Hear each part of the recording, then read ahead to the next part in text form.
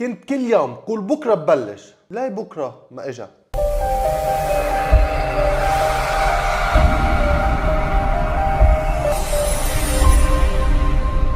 هيدا الفيديو مش رح يسليك، هيدا الفيديو ممكن يغير لك حياتك وجسمك وصحتك للأبد ونفسيتك.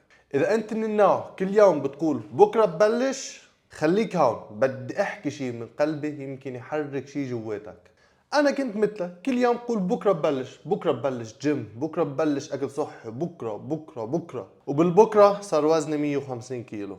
كل يوم أجل، كل يوم زيد على جسمي وتتعب نفسيتي.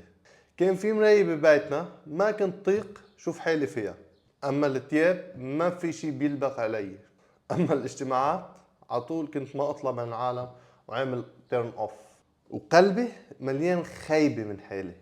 بس بيوم وعيت وقلت نزار، بكفي تضحك على حالك وتكذب على حالك وتضلك تأجل، يا بتبلش هلق يا بتروح عليك. ومن وقتها بلشت. نحن ما منأجل لأننا كسلانين، نحن منأجل لأننا خايفين. خايفين من شو؟ خايفين من التغيير، خايفين من حكي العالم، وخايفين من الفشل. بس بالحقيقة التأجيل هو الفشل الحقيقي. عم تقتل هدفك كل يوم شوي شوي بإيدك. ما بدي منك تغير حياتك الليلة كلها، بدي منك خطوة صغيرة، خطوة وحدة بس. مثل قوم امشي 10 دقايق، اشرب مي بدل العصير، ومحي رقم الدليفري من عندك، وقوم اطبخ لك طبخة بالبيت.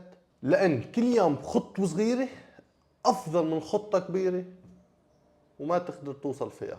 ما تنطر توقيت مثالي، انت لحالك لازم تكون التوقيت الصح. اذا حسيت هالحلقة لمستك بتمنى منك تكتب لي بالتعليقات اليوم بلشت، وانا بوعدك انه رد عليك وشجعك وكون معك بهالمعركة.